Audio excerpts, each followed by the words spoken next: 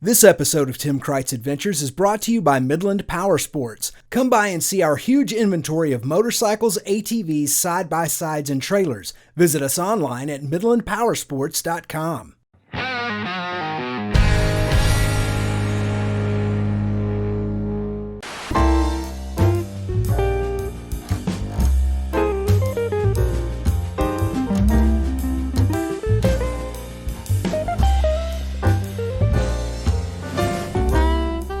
I was pleased to receive another invitation from Midland Power Sports recently to ride and review the updated for 2021 Kawasaki ZX-10R.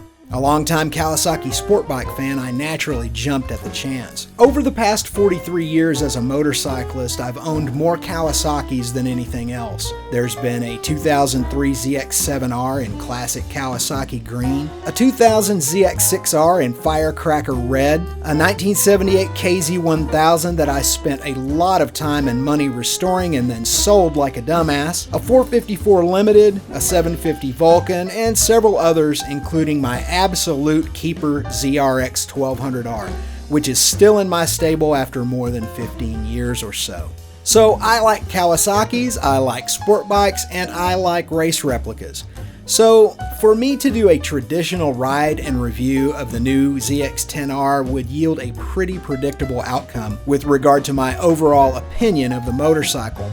We all know the thing is otherworldly.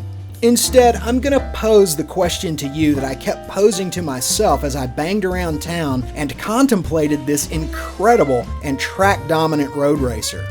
Is there really a practical place for the ZX-10R on the street? In pondering the question, let's take a look at what Kawasaki have done to the bike in its most recent iteration. The 998cc power plant produces a whopping 203 crank horsepower and 84 foot-pounds of torque with an acclaimed dry weight of about 450 pounds. I'm going to leave the power-to-weight ratio calculations to you, but that constitutes a rocket sled of the highest magnitude by even the most track-grizzled race veteran standards. The chassis features a twin-spar aluminum frame, a Showa balance-free fork, and balance-free rear cushion shock. This suspension setup would likely be replaced by more serious road racers, but it's an absolute overkill of adjustability for the street. And remember, the street is what we are talking about here. For your $16,300 MSRP US, you'll also get race-spec Brembo 4-piston calipers, 330mm discs up front and a 220 in the back. Steel-braided brake lines are standard, ABS is an option, and it's all tied together with more electronic bells and whistles than I care to name in full. Ride modes, lean angle sensor, traction control, yada yada yada, you get it. All the stuff that I personally could not care less about. And that brings me back to the question at hand once again. Is there a place for the ZX-10R on the street? Well, in my opinion, yes and no. The freedom to ride damn near any motorcycle we prefer on the street should be preserved. Is the ZX-10R beautiful? Hell yes. Anyone should be proud to be seen on it, and being seen on a cool street bike is part of the enjoyment. Is it fast? It's ungodly fast. In fact, I left the ZX-10R in road mode for the entire ride. After all, I wasn't going to need 200 horsepower to ride on the highway, past the park, and through residential areas.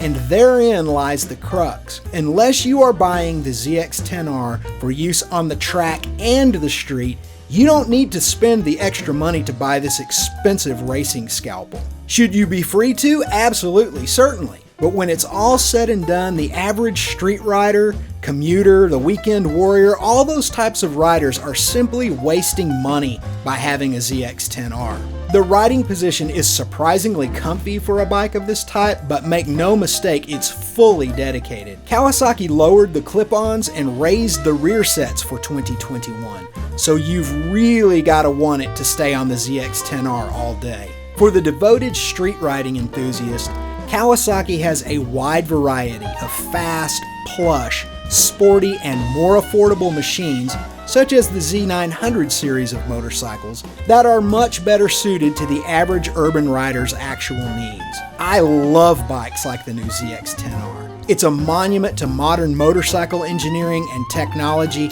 and if I were still doing track days or drag racing like 10 or 15 years ago, I would jump at the chance to buy one. The 10R is arguably the king of the mountain right now, and its magic is not lost on me. That said, I will stick with my 1200 Bandit, my ZRX 1200R, my FZ07, my Triumph Bonneville, and the rest of my current stable. The ZX-10R isn't really where I am in life anymore, at least not right now. But it very well may be where you are in life, and if so, I highly recommend considering one for your stable. It's more than Kawasaki, it's Kawasexy. See you next time.